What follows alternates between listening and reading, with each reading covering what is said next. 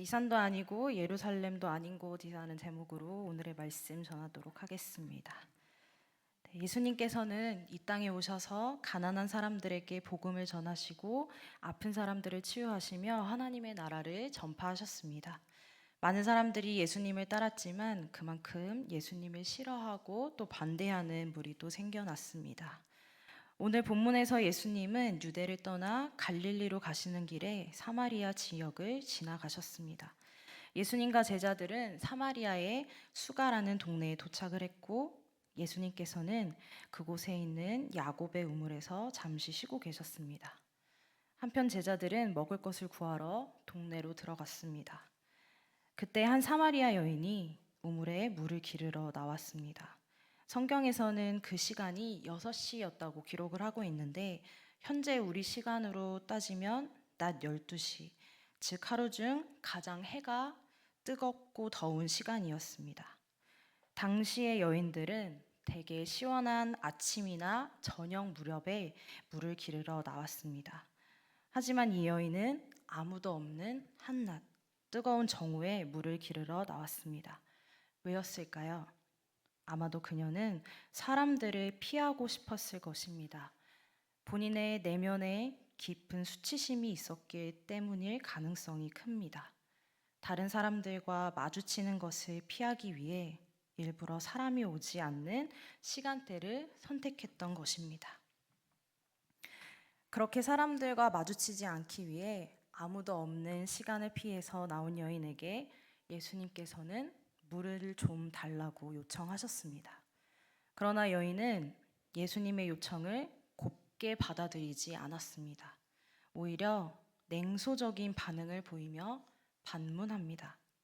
여인의 이런 부정적인 반응은 유대인들이 사마리아인들과 접촉하는 것을 기피한 것에서 온 반응이었습니다. 당시 사회적으로 예수님 시대의 유대인은 일반적으로 사마리아인과 접촉하는 것을 기피했습니다. 이런 현상이 생기게 된 것은 기원전 722년경에 아수르가 사마리아 지역을 점령한 후에 일어난 일들로 인해 시작이 되었습니다. 아수르는 사마리아 지역을 점령한 후에 그 땅에 그들의 백성을 정착시켰습니다. 그리고 그 땅에 살게 된 아수르인들은 사마리아 지역 사람들과 결혼을 하게 되었고 또 자신들의 종교를 사마리아 지역에 들여왔습니다. 그렇게 사마리아 지역에 살던 이스라엘 사람들은 이방인들의 종교를 받아들이게 되었고 그들의 신앙관이 타종교와 혼합이 되는 상황이 발생하게 된 것입니다. 이로 인해서 사마리아 지역은 유대인들이 기피하는 지역이 되었으며 유대인들은 사마리아 지역 사람들을 자신들의 민족으로 취급하지 않게 되었고 그들을 불결하고 또 부정한 존재로 인식을 하게 된 것입니다. 이렇게 부정적인 여인의 대답에 예수님께서는 개의치 않으시고 오히려 내가 누구인 줄 알았으면 오히려 너가 나에게 생수를 구하였을 것이다 라고 말씀하십니다. 하지만 여인은 여전히 예수님의 말씀을 이해하지 못했고 오히려 예수님에 대해서 당신이 야곱보다 더 크니까 라며 비아냥거렸습니다. 사마리아 여인의 이 비아냥은 사마리아 여인이 생수에 대해서 잘 이해를 하지 못하고 또 그런 생수에 관한 이해의 차이에서 비롯된 문제였습니다. 이것은 유대인과 사마리아인이 인정하고 있는 성경의 범위가 조금은 달랐기 때문입니다. 구약 성경의 많은 부분에서는 생수에 대한 깊은 의미를 담고 있습니다.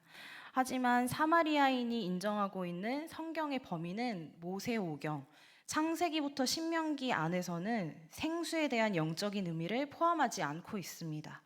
그렇기 때문에 먼저 앞서 예수님께서 언급하셨던 생수의 영적인 의미를 사마리아 여인은 알아차리지 못했던 것입니다. 그 예로 시편 42편 2절 말씀을 함께 보시면 42편 2절 말씀에 내 영혼이 하나님 곧 살아계시는 하나님을 갈망하나니 내가 어느 때에 나아가서 하나님의 얼굴을 배울까라고 이렇게 기록이 되어 있습니다. 이 2절 말씀에 여기에서 갈망하나니는 히브리어로 참회로 사용이 되었는데 참회는 원래 원 의미는 목마르다 갈증나다라는 의미를 가지고 있습니다. 그래서 우리가 이 원 의미를 생각해서 시편 42편 2절 말씀을 다시 읽게 되면 내 영혼이 하나님 곧 살아계시는 하나님에 대하여 목마르다, 갈증이 난다라고 해석을 할 수 있습니다. 우리가 목마름, 갈증이 생기면 어떻게 해결을 합니까? 네. 바로 물을 마시죠. 생수로 해결을 할 수 있습니다. 이와 연결하여서 예수님께서는 여인에게 내가 생수를 줄 수 있다. 너와 하나님과의 관계에 대한 목마름을 내가 해결해 줄 수 있다. 라고 말씀을 하셨지만 여인은 모세오경 이외의 성경을 알 수 없었기 때문에 예수님의 깊은 뜻을 이해하지 못했던 것입니다. 그렇게 당신이 야곱보다 더 크냐? 라고 반문하는 여인의 대답에 예수님께서는 13절, 14절 말씀으로 대답을 하십니다. 예수께서 대답하여 이르시되 이 물을 마시는 자마다 다시 목마르려니와 내가 주는 물을 마시는 자는 영원히 목마르지 아니하리니 내가 주는 물은 그 속에서 영생하도록 솟아나는 샘물이 되리라. 그러자 이 말씀을 들은 여인은 예수님께 저에게 그 물을 주셔서 내가 영원히 다시는 목마르지 않게 해주십시오 라고 요청을 했습니다. 그런데 여인의 이러한 대답은 여전히 여인이 예수님의 말씀을 영적인 의미로 이해를 하지 못하고 문자 그대로 단순하게 물리적으로 갈증 해소로 받아들인 그러한 반응이었습니다. 여인은 예수님께서 영원한 샘물을 주실 수 있는 진정한 구원자임을 아직 알아차리지 못하고 있습니다. 그러자 예수님께서는 여자의 요청과는 전혀 다른 말씀을 하십니다. 갑자기 여자의 남편을 불러오라고 하십니다. 여인은 당황하면서 자신에게는 남편이 없다라고 대답을 하지만 예수님께서는 그녀의 삶에 대해서 정확히 말씀을 하십니다. 18절 말씀에 내가 남편이 없다 하는 말이 옳도다. 너에게 남편 5이 있었고 지금 있는 자도 내 남편이 아니니 내 말이 참되도다. 예수님께서 처음에 여인에게 물을 달라라고 이렇게 말씀을 하셨는데 갑자기 여인의 남편에 대해서 언급을 하신 이유는 무엇일까요? 예수님께서 갑자기 여인의 남편의 이야기를 꺼내신 이 질문의 의도는 여인의 죄를 들춰내서 그녀를 정죄하려는 것이 아니었습니다. 오히려 여인이 자신의 현실과 깊이 마주하도록 이끄시기 위함이었습니다. 여인은 그동안 자신의 삶을 감추고 싶었고 사람들을 피하며 살아왔습니다. 그러나 예수님은 그녀가 자신의 문제를 직면하고 하나님과의 단절된 관계를 깨닫도록 하셨습니다. 이에 여인의 반응은 바뀌게 됩니다. 어떻게 바뀌었을까요? 저희 19절 말씀을 함께 읽어보도록 하겠습니다. 여자가 이르되 주여 내가 보노니 선지자로소이다. 여인은 예수님을 선지자로 부르기 시작했습니다. 하지만 여인이 이렇게 예수님을 선지자로 부른다고 해서 예수님이 메시아라는 사실을 깨달은 것은 아니었습니다. 여인은 이렇게 예수님을 선지자로 부르며 예수님께 한 가지 질문을 합니다. 바로 예배하는 장소에 대한 질문이었습니다. 여인이 질문하길 우리들의 조상들은 이 산, 그리심산에서 예배를 하였는데 당신들의 말, 유대인들의 말로는 예배는 예루살렘에서만 드려야 한다고 말합니다. 무엇이 맞는 것입니까? 라고 이렇게 여인은 예수님께 질문을 합니다. 이런 질문이 나온 것에 대해서 우리가 생각해 봐야 할 것은 유대인과 사마리아인의 예배관의 차이가 있었다는 것입니다. 유대인과 사마리아인은 예배하는 장소가 달랐습니다. 사마리아인들은 여인이 20절에서 언급한 이 산, 바로 그리심산에서 성전을 지어서 하나님을 예배하였습니다. 사마리아인들이 그리심산에 성전을 지은 이유는 사마리아인들의 조상 아브라함과 야곱이 이 지역에서 제단을 쌓아 하나님을 예배했기 때문에 자신들 또한 조상들을 따라 그리심산에서 예배를 드려야 한다고 생각을 하였습니다. 그렇다면 유대인들은 어디에서 하나님을 예배했을까요? 네, 유대인들은 오직 예루살렘에서만 예배를 드려야 한다고 주장했습니다. 유대인들의 이러한 주장은 말씀을 근거로 하고 있는데 저희 신명기 12장 5절 말씀을 한번 같이 찾아보도록 하겠습니다. 신명기 12장 5절 함께 읽도록 하겠습니다. 오직 너희 하나님 여호와께서 자기의 이름을 두시려고 너희 모든 지파 중에서 택하신 곳인 그 계실 곳으로 찾아 나아가서. 네, 이 말씀은 하나님께서 당신을 그곳에 계시하시고 또 모든 권위와 영광을 그곳에 두시겠다는 의미로 해석을 할 수가 있습니다. 그리고 훗날 유다 지파 땅 예루살렘에는 성전이 건축이 되었고 유대인들은 이 말씀을 토대로 하나님이 계신 곳은 예루살렘이고 오직 그곳에서만 예배해야 한다고 주장하였습니다. 이렇게 유대인들과 사마리아인들은 각자의 신앙과 전통을 바탕으로 하나님을 예배해 왔습니다. 다시 사마리아 여인의 질문으로 돌아와서 예수님께서는 사마리아 여인의 질문에 대해서 어떻게 대답하시나요? 예수님께서는 이 질문에 이렇게 답하십니다. 먼저 예수님께서는 이 산도 아니고 예루살렘도 아닌 곳에서 예배드릴 때가 올 것이다 라고 말씀하십니다. 다시 말해서 사마리아인이 예배하는 그리심산도 아니고 유대인이 예배하는 예루살렘도 아닌 곳에서 예배할 때가 올 것이다 라고 선포하십니다. 이는 예배 장소가 더 이상 중요한 것이 아니라는 선포였습니다. 예수님의 이 선포는 사마리아인의 예배와 더불어서 유대인의 예배 모두 예수님, 예수 자신 안에서 대체되었음을, 그리고 예수님 스스로가 성전이 되심을 선포하고 있는 장면입니다. 예수님께서 이 땅에 오심으로 인해 예배는 이제 더 이상 특정 장소에 제한되지 않게 되었습니다. 예수님의 이런 성전 되심의 선포는 다른 말씀에서도 찾아볼 수 있습니다. 요한복음 2장에 기록되어 있는 예수님께서 성전을 깨끗하게 하신 사건을 통해서 알 수 있습니다. 요한복음 2장 19절 말씀에 예수님께서는 너희가 이 성전을 헐라 내가 사흘 동안에 일으키리라 라고 말씀하셨습니다. 그리고 이를 통해서 이스라엘이 회복될 것이라고 말씀하셨습니다. 이 사건을 통해서 우리는 예수님 자신이 이스라엘의 구원자이며 성전임을 선포하심을 더욱 잘 알 수 있습니다. 이렇게 예수님께서 자신이 성전 되심을 선포하시고 자신의 몸을 성전이라고 부르셨음과 같이 사도 바울은 하나님의 구속을 받은 그리스도인 또한 하나님의 성전이다 라고 고린도전서에서 이야기해주고 있습니다. 고린도전서 3장 16절 말씀입니다. 함께 읽도록 하겠습니다.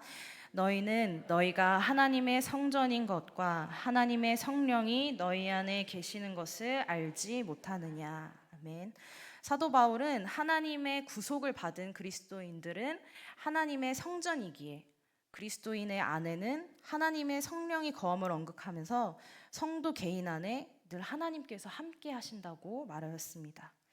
예수님께서 자신을 성전으로 부르심과 같이 성도 개개인이 나 또한 하나님의 성전이며 내 안에 하나님의 성령이 계심을 명심하는 삶을 살아야 합니다. 거룩하고 구별된 삶을 살아야 합니다. 이것이 삶이 예배가 되어야 하는 이유입니다. 예수님이 성전 되심 같이 그리스도인 또한 성전이며 그리스도인이 살아가는 삶이 예배가 되어야 하는 것입니다. 그래서 예배는 바로 그리스도인의 삶의 모습이라고 할 수 있습니다. 예수님께서는 한 걸음 더 나아가 하나님은 영이시니 예배하는 자가 영과 진리로 예배할지니라 라고 말씀하십니다. 하나님을 영과 진리로 예배해야 함을 선포하셨습니다. 예수님의 이 선포는 참된 예배라는 것은 그리심산, 예루살렘 이러한 물질적인 장소의 문제가 아니라 바로 오직 성령을 통해서 드리는 예배다라는 것을 의미하고 있습니다. 우리가 하나님을 영과 진리로 예배해야 하는 이유는 바로 하나님은 영적인 존재이시기 때문임을 예수님께서는 말씀하십니다. 이러한 선포를 통해서 예수님은 자신을 믿는 자들에게 주실 성령을 통해서 하나님을 예배하고 또 자신의 여러 가르침을 통해 나타났던 하나님의 진리에 부합되는 그 예배를 드릴 때가 올 것임을 우리에게 말씀하고 계신 것입니다. 사마리아 여인의 이 질문에 대한 예수님의 답변은 예수님께서 사마리아 여인을 만나시기 전에 요한복음 3장에서 니고데모에게 하신 말씀을 강조하고 있습니다. 요한복음 3장 5절 말씀 함께 읽도록 하겠습니다. 예수께서 대답하시되 진실로 진실로 내게 이르노니 사람이 물과 성령으로 나지 아니하면 하나님의 나라에 들어갈 수 없느니라. 아멘. 이 요한복음 3장 5절 말씀을 더욱 강화하여서 하나님의 나라를 보거나 들어가기 위해서는, 그리고 우리가 참되게 예배하기 위해서는 반드시 사람이 성령으로 거듭나야 한다라고 예수님께서는 오늘 말씀에서 강조하고 계십니다. 예수님의 말씀을 정리해서 다시 말하면 예배는 장소의 문제가 아닌 바로 영적인 문제이며, 또 예수님의 죽음과 부활을 통해서, 그리고 후에 오실 성령님을 통해서 예수님을 믿는 자들이 영과 진리로 예배하게 될 것임을 말씀하신 것입니다. 그렇다면 예수님이 말씀하시는 영과 진리로 예배함은 무엇일까요? 사도 바울은 우리의 몸을 하나님께서 기뻐하시는 거룩한 산 제물로 드리라고 말합니다. 그것이 바로 우리가 드릴 영적 예배임을 말합니다. 로마서 12장 1절 말씀이죠. 함께 읽도록 하겠습니다. 그러므로 형제들아 내가 하나님의 모든 자비하심으로 너희를 권하노니 너희 몸을 하나님이 기뻐하시는 거룩한 산 제물로 드리라. 이는 너희가 드릴 영적 예배니라. 아멘. 네, 우리가 이렇게 영과 진리로 하나님을 예배하는 것은 우리의 몸을 하나님이 기뻐하시는 거룩한 산 제물로 드리는 것입니다. 우리의 몸이 하나님이 기뻐하시는 거룩한 산 제물이 되는 것입니다. 우리의 몸을 그러한 모습으로 드릴 수 있는 방법은 바로 다음 2절 말씀에 나와 있습니다. 로마서 12장 2절 말씀 함께 바로 읽겠습니다. 너희는 이 세대를 본받지 말고 오직 마음을 새롭게 함으로 변화를 받아 하나님의 선하시고 기뻐하시고 온전하신 뜻이 무엇인지 분별하도록 하라. 아멘. 네, 우리의 몸이 하나님이 기뻐하시는 거룩한 산 제물이 되기 위해서 우리는 이 세대, 이 세상을 본받지 않아야 하고 또 순응하지 않아야 하며 성령을 통해서 마음이 새롭게 변화를 받아 그 마음으로 하나님의 선하시고 기뻐하시고 온전하신 뜻을 분별하여야 합니다. 우리의 몸이 성전됨을 기억한다면 우리의 삶이 예배가 됨을 알고, 또 하나님의 말씀을 우리의 삶에 적용하며 성령님의 도우심을 받아 하나님이 기뻐하시는 삶을 살아낼 때 바로 우리는 예수님이 말씀하시는 영과 진리로 예배함을 실천할 수 있게 되는 것입니다. 우리의 몸과 삶 자체가 하나님께 드리는 예배가 되어야 합니다. 예수님께서는 구약의 성취로 이 땅에 오셨습니다. 온전하지 않는 율법을 온전하게 하셨고 또 율법의 마침이 되셨습니다. 예수님의 십자가 보혈로 율법을 종결시키셨습니다. 이제 우리는 율법의 제약에서 벗어나 영과 진리로 하나님을 예배하게 되었습니다. 우리 모두가 오늘 말씀에서의 예수님의 선포를 기억하시면서 율법에 얽매이지 않고 또 여러 장소에 제한되지 않으며 나 자신이 성전됨을 선포하며 우리에게 오신 성령님을 통해서 영과 진리로 하나님을 예배하는 참된 예배자가 되시기를 소망합니다. 오직 성령으로 난 사람들만이 영이신 하나님을 참되게 예배할 수 있습니다. 성령으로 나지 않으면 하나님의 나라를 볼 수 없고 하나님을 참으로 예배할 수 없습니다. 예배는 우리가 하는 것에 제한되는 것이 아닙니다. 예배는 하나님 중심으로 예배하고 예수님의 가르침을 따라서 함께 예배하고 또 성령님을 통해서 예배가 이루어져야 합니다. 이러한 예배를 통해서 우리 모두가 하나님과의 관계를 맺고 또 그 관계가 삶으로 연결이 되어 삶이 예배가 되는 은혜가 있기를 간절히 소망합니다. 하나님의 자녀답게 그리스도인의 모습을 바라며 사는 삶, 그것이 바로 우리가 영과 진리로 드릴 참 예배입니다. 예배당에 나와서 우리가 예배를 드리는 모습을 넘어서 나의 삶 속에서 그리스도의 모습을 드러내는 것이 영과 진리로 예배하는 것입니다. 예수님께서는 말씀하셨습니다. 여자여 내 말을 믿으라. 이 산에서도 말고 예루살렘에서도 말고 너희가 아버지께 예배할 때가 이르리라. 우리는 예수님의 말씀대로 이 산도 아니고 예루살렘도 아닌 곳, 바로 우리의 삶 속에서 하나님을 예배해야 합니다. 삶이 예배가 되는 예배자의 삶을 살아가야 합니다. 예수님의 모습을 닮아서 오직 마음을 새롭게 함으로 변화를 받아 하나님의 선하시고 기뻐하시고 온전하신 뜻을 분별하는 삶으로 하나님께 향기로운 제사를 올려드리는 참된 예배자로 살아가시는 모든 성도 여러분 되시기를 간절히 소망합니다. 네, 함께 기도하시겠습니다. 은혜와 사랑이 가득하신 하나님 아버지, 오늘 우리에게 귀한 말씀을 주시고 깨닫게 하시니 감사드립니다. 하나님, 우리에게 하나님을 예배할 수 있게 하시는 은혜에 많은 감사를 드립니다. 우리가 예수님의 가르침대로 행하며 성령님의 도우심 따라 살아가게 하여 주시옵소서. 우리의 삶이 예배가 되어 하나님이 기뻐하시고 또 영광 받으실 거룩한 산 제물이 되게 하여 주시옵소서. 우리의 삶이 세상의 소금과 빛이 되는 참된 예배자의 모습으로 살아갈 수 있도록 우리에게 힘과 능력 그리고 지혜를 허락하여 주시옵소서. 우리가 있는 모든 자리마다 예배가 되게 하여 주시고 늘 언제나 찬양 받으시기에 합당하신 주님만을 예배하는 거룩한 주의 자녀로 살아가게 하여 주시옵소서. 감사드리며 예수님의 이름으로 기도드립니다. 아멘.